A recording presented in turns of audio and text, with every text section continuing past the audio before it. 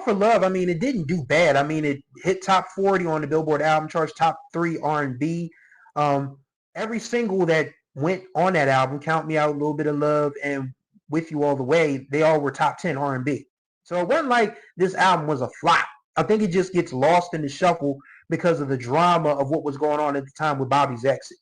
So, I mean, is it an album worth revisiting? Yeah, I think so.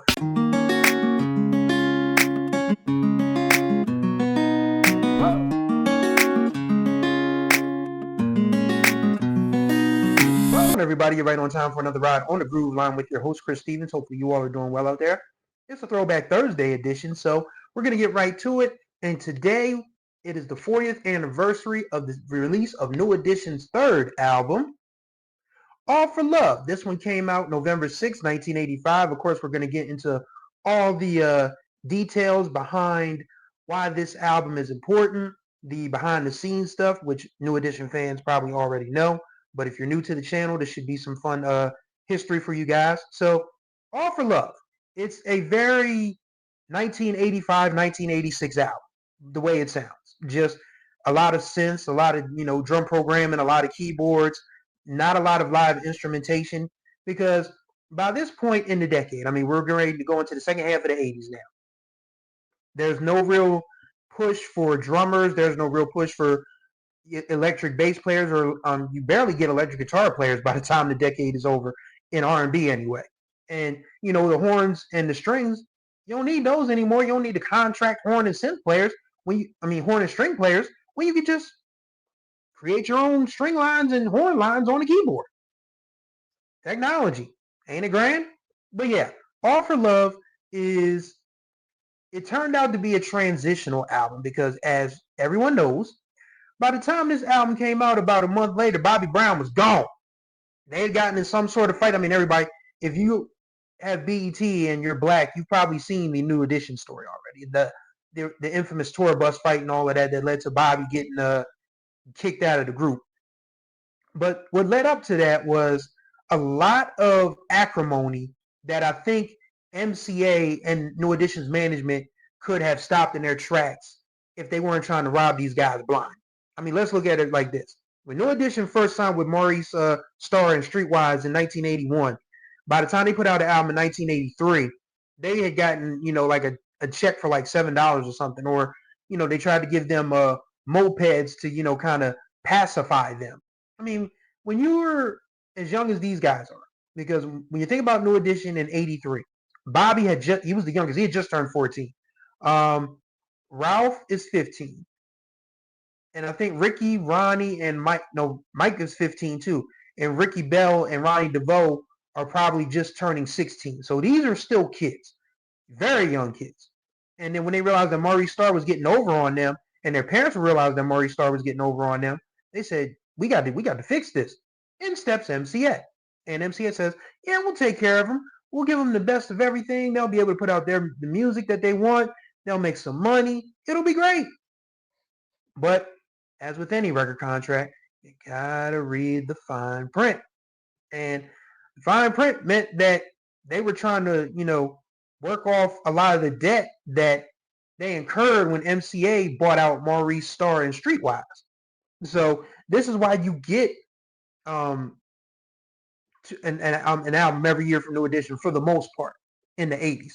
So by the time All for Love, they start recording that in the middle of 85, there's tension anyway because Bobby is not very happy with the wholesome image of the band and of course, of the group. And of course, Bobby, we know Bobby Brown. I mean, we've seen the Bobby Brown story. We've seen the New Edition story. We've seen the Bobby Brown story. We know this stuff for the most part because you got to remember that creative license is a thing when people do these series. And I remember talking to a friend of mine about it. I said, whoever lives longest gets to tell the story. And I think that's what it is with Bobby Brown, with the Bobby Brown story. Not saying Bobby's a liar. I'm not saying that at all. I'm just saying that his version of events might be a little different than probably Whitney Houston's family might remember. But, it is what it is. But by the time All for Love is ready to go, there's shenanigans afoot. There's Bobby, throwing his mic on stage, doing a lot of humping and pumping that 15, 16-year-old boys shouldn't be doing, even though it probably drove the 15, 16-year-old girls crazy at the time. So Bobby's gone by the time, this album really starts getting promoted. Because I'll never forget the first time I ever saw a New Edition in my life as a 4-year-old was on Knight Rider. And it was, by this time, it was just Ricky, Ralph, Mike, and Ronnie. And they were, sweeping outside of a movie theater or something. And Kit, of course, Night Industries 2000, my favorite car of all time. Well, actually, Herbie the Love Bug is, but Kit is second place. I'm sorry. But yeah, so they are like beatboxing on Kit, and Kit's like, hey, you got to stop that. I mean, you're hurting me. He's like, well, and they're like, wow, you're a talking car. Well, can you give us a beat? And Kit gives them the drums and the synths from Count Me Out. And they start, dancing and doing all of that. That was the first time I had ever seen New Edition in my life. Because I was a huge Knight Rider geek, even as a toddler. And then that was the first time I had seen New Edition. But yeah, by that time, it was already just those four. So you think about it from that angle, it's hard to promote an album when one member is missing, or the person that, if you're a solo artist, promoting an album without the actual person, it ain't easy. And we'll talk more about that later on this year. But as I said, All for Love, it's not very, it doesn't deviate from the formula that made New Edition great. You get your teen pop songs from a black perspective, even though there's a lot of cooks in the kitchen on this album. I mean, there's Vincent Brandley and Rick Teemus, who did a lot of the work on the self-titled album that came out in '84. There's Richard Rudolph, who is Minnie Riperton's widower. George Tobin, who did Just to See Her with Smokey Robinson, well, Being With You, but the song goes, Just to See Her. Yeah, but yeah, George Tobin did that for Smokey, and he was about to really have a huge run of success with Tiffany. I think we're alone now. It doesn't seem to be anyone around. That Tiffany. So yeah, there's Michael Sembello. Yes, Maniac, Maniac. Yeah, you get the picture. There's a lot of cooks in the kitchen on this album, especially on a song called "Let's Be Friends." There's a trio of songwriters: David Townsend, David Conley, and Bernard Jackson. You may know them better as Surface. And that was the song that gave Surface the courage to say, all right, we tired of just being songwriters. Let's do our own stuff. And Surface went on to have an incredible run in the second half of the 80s. But that's getting off the beaten path. This record, there's not too much you can say about it that doesn't sound any different from, New Edition, the self-titled that came out in '84, and Candy Girl, which came out in '83. It's literally all of the stuff that made New Edition great. Songs for the girls. And the girls were crazy about it. My older sister was 17, 18. She had just graduated high school when All for Love came out the previous summer. So, her friends, that was what they listened to. Don't count me out. Don't leave me out. I hadn't seen that video until I was grown. And I didn't even know there was a video for A Little Bit of Love Is All It Takes, because it looks very, very cheaply done. And according to Ralph, there's a reason for that. Because once again, they ran out of money. And MCA said, we're not putting together a whole lot of stuff. So if y'all want to do a video, y'all going to do it on your own time. So it looks, I think that's actually a performance from Video Soul, if you can believe it or not. The Little Bit of Love video Is All It Takes. That's from Video Soul. So there's not a lot that go. This album, I don't think it died necessarily. It was New Edition. People were still going to buy the record, but the controversy with Bobby had really sort of, dampened it a little bit. And then, of course, less than 2 weeks later, there's the New Edition Christmas All Over the World album. Like, how do you do that? Like, you put out a studio album November 6th, then November 18th, it's Christmas All Over. I get that you're trying to promote these kids to the highest extent. A Christmas album for New Edition at the time was kind of like the Jackson 5 doing the Christmas album. Granted, we knew that was a money grab for Joe, because the Jacksons were Jehovah Witnesses. And they don't celebrate Christmas. So the Jackson 5 back then doing a Christmas album was just like absolutely a money grab. So the same thing 15 years later, New Edition doing a Christmas album when they're in the middle of hella turmoil is a money grab.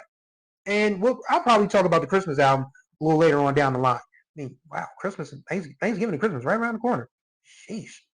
But yeah, There are a few good songs on this album. I'm not going to take away from. I mean, All the Way is, With You All the Way. It sounds like that song was absolutely inspired by Jeffrey Osborne's We're Going All the Way. Because for the longest time, I used to get those two songs confused when I was a teenager.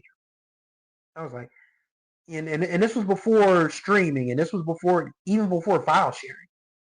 It wasn't like you just, type in something, type in We're Going All the Way or With You All the Way. You couldn't do that back in my teenage years, the middle to late 90s. It just wasn't happening. But that's a good song. Like I said, Let's Be Friends, written by the Surface Guys. Whispers in Bed. I found that to be a very interesting title for teenage boys to be singing.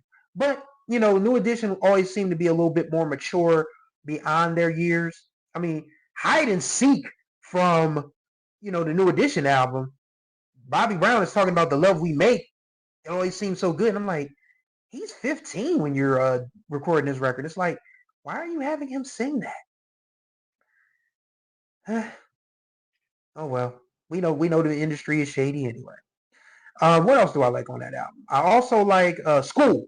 This was the one that was produced and written by Ralph, Ricky, Ronnie, and Mike.